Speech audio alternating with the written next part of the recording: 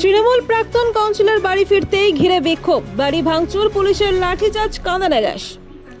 রবিবার রাতে দুর্গাপুরের ডিপিএল কলোনিতে তৃণমূলের প্রাক্তন কাউন্সিলর শশাঙ্ক শেখর মণ্ডলকে ঘিরে ব্যাপক উত্তেজনা ছড়ায়। ঘটনাকে কেন্দ্র করে এলাকায় চাঞ্চল্য ছড়িয়ে পড়ে। স্থানীয় বাসিন্দাদের অভিযোগ, ৩৯ নম্বর ওয়ার্ডের প্রাক্তন কাউন্সিলর শশাঙ্ক শেখর মণ্ডল ও তার দাদার বিরুদ্ধে দীর্ঘদিন ধরেই এলাকায় দাপট ও অত্যাচারের অভিযোগ ছিল। রাজনৈতিক পালাবদলের পর পরিবার সহ তিনি এলাকা ছেড়ে চলে গিয়েছিলেন বলেও দাবি স্থানীয়দের।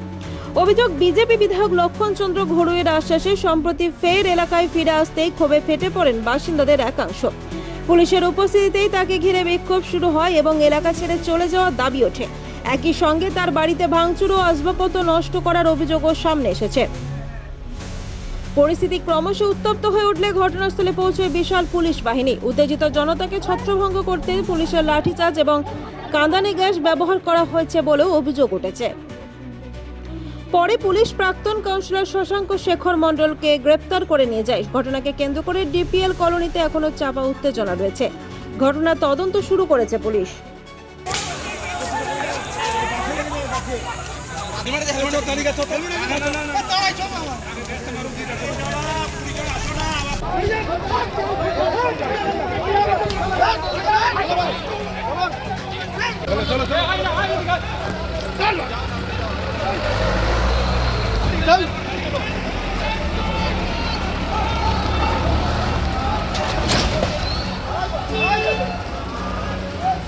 আমি বেলদা থাকি। আমার ঘর এই যে শিবুরিয়া 10 লাখ টাকা চাইছে, ব্রিজ করতে দেবে না, বলছে 10 লাখ টাকা ব্রিজ করতে দেবো না।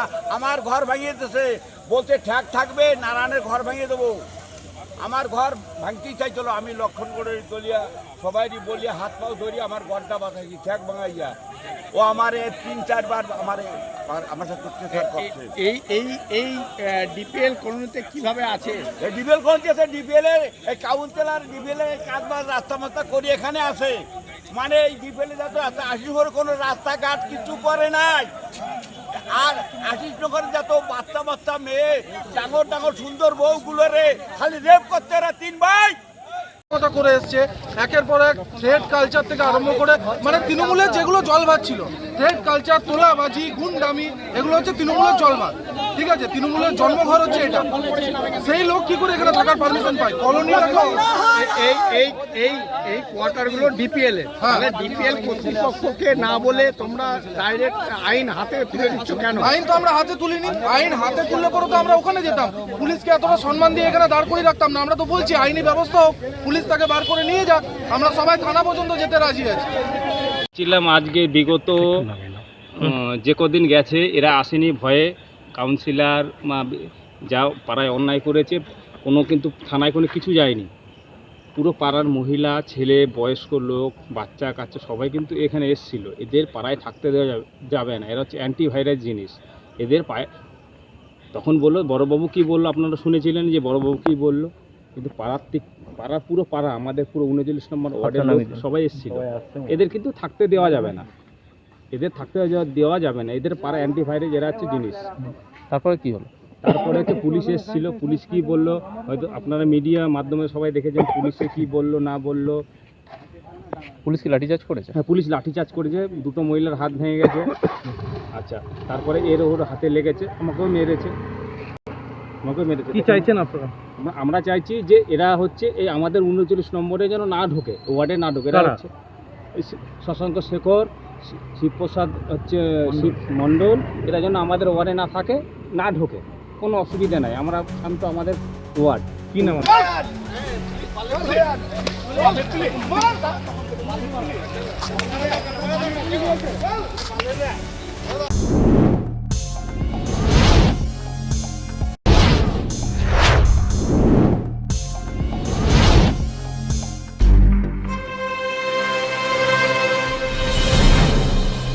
জেলার সমস্যা হোক বা খুশির খবর, শহরের হাহাকার থেকে আপনার ব্যথা, জেলার গর্ব হোক কিংবা জেলার মেধা, গ্রামের অজানা গলি থেকে শহরের ব্যস্ত এলাকা, সব জায়গার খবরের ওপর রয়েছে নিউজ আই 24 ডিজিটালের নজর। News I 24 digital.